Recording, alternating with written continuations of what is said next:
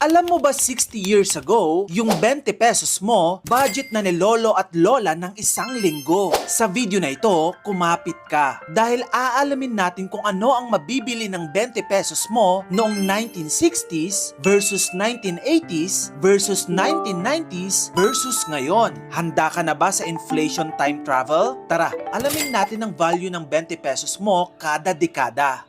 Dito sa pitong gatang. Throwback tayo sa dekadang paahon na ang bansa natin mula sa World War II at umaarangkada ng ekonomiya ng Pilipinas. Ito ang mabibili ng 20 pesos mo. Yung isang dosenang itlog noong 1960s, piso lang. Ibig sabihin, almost 10 centavo kada itlog.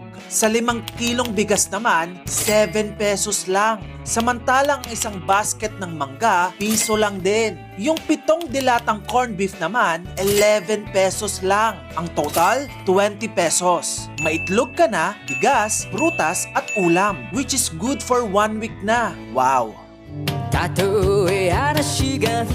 Punta naman tayo sa dekada na puno ng punk rock at under martial law ang buong Pilipinas. Sa dekadang ito, biglang nag-iba ang ihip ng hangin. Ito ang mabibili ng 20 mo. Yung dating 10 centavo na itlog, ngayon, 2 na kada piraso. Samantalang yung isang dilatang sardinas naman ay 10 pesos na. Yung isang tali naman ng gulay ay 2 pesos. At yung isang bote ng soft drinks ay 3 pesos. Makakabili ka na rin ng 3 order ng kanin sa karinderya na worth 4 pesos. In total, 20 pesos na.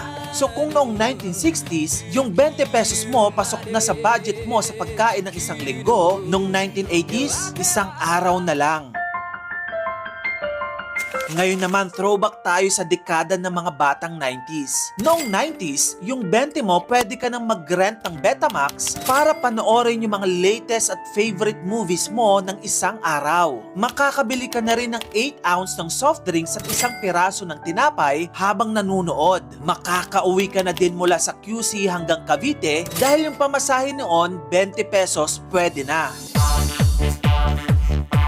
Now, let's go sa dekada ng text message, fantaserye, at people power 2. Sa dekadang ito, hanggang saan naabot ang 20 pesos mo? Yan ang tanong ng sikat na ice cream na Cornetto. At yes, sa 20 mo, may dessert ka na. Sa 20 pesos mo din, may only text ka na ng isang linggo. Makakabili ka na rin ng Song Hits Magazine na naglalaman ng mga lyrics at guitar chords ng mga trending songs dati. Usong-uso ito ng early 2000s. Now, let's cut to present. Tara, mag-reality check tayo. Expected naman na ang pagtaas ng inflation sa lahat ng bansa sa buong mundo. Pero alam mo bang ayon sa Asian Development Bank, pangatlo ang Pilipinas sa pinakamataas ang inflation sa Southeast Asian countries. Normal lang ang pagtaas ng mga presyo ng mga bilihin. Ang hindi normal ay hindi na nakaka-keep up yung sweldo o kita natin. In short, hindi na naging competitive ang earnings ng mga Pinoy sa mga available goods na binibili nila sa market. Sa loob ng 63 years, sobrang tumaas ang inflation sa Pinas. Over 14%.